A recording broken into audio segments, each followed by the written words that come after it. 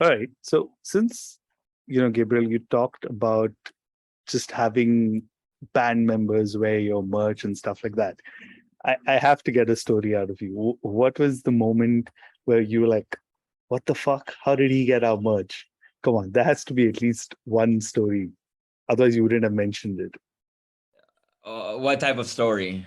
Oh, just in terms of other bands that you looked up to, probably, who was wearing an Implore t-shirt or merch? I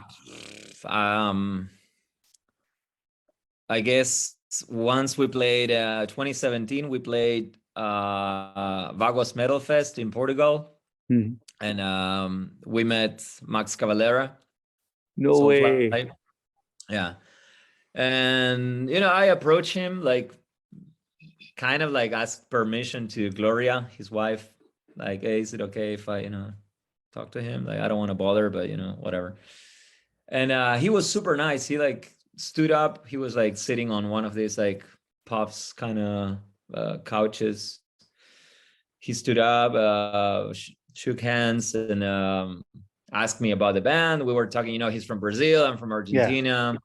We talk about bands from South America. We talk about life in the States and whatnot. And then I gave him a vinyl and I gave him a shirt. And, it's probably 1,000 people every day give him stuff. And he played with a shirt that night. And then years later, Marco from The Secrets from Italy, he sent me a message like, hey, dude, look at this. And he sent me the link where Max is doing this Max Tracks streaming thing that I think he started during the pandemic. And he's talking about the vinyl and he's talking about the band and wow. And so on and so forth. And I was like, wow, you didn't really have to do that, but cheers to that. So that was I think a moment of I remember the first time I saw Soulfly in 2003 in Barcelona. I faked my ID because I had my Argentinian passport that it was written with a pen, primitive as it gets. So I'm born 1988 and I erase the 8 and make a 6. So I would be 16. So I was 14. So I would be the legal age to enter the show. And so that was my first concert. I went alone. Wow. I was 14 and I was losing my shit for Soulfly, for new metal and all that. And I was like, wow, 14-year-old me is can't believe this. So yeah, that was probably a highlight. Yeah, totally. I mean, for anyone who's around our age, Soulfly, Sepultura are like a big deal, right? Just yeah.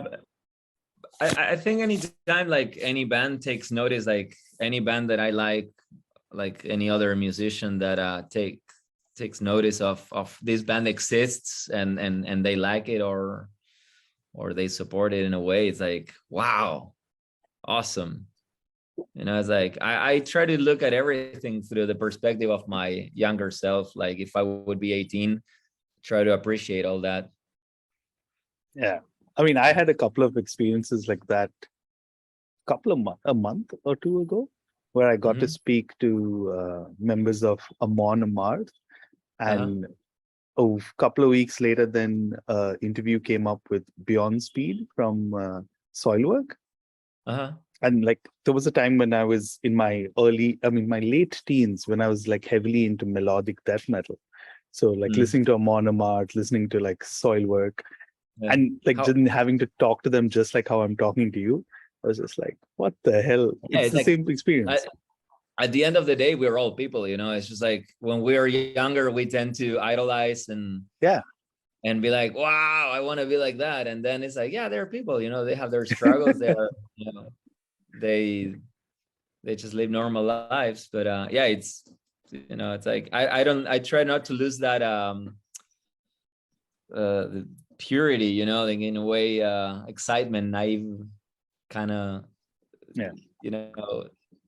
it's I don't like idolizing, but I like to appreciate when someone I look up to is giving a shit for my band, oh, cool, it's nice. So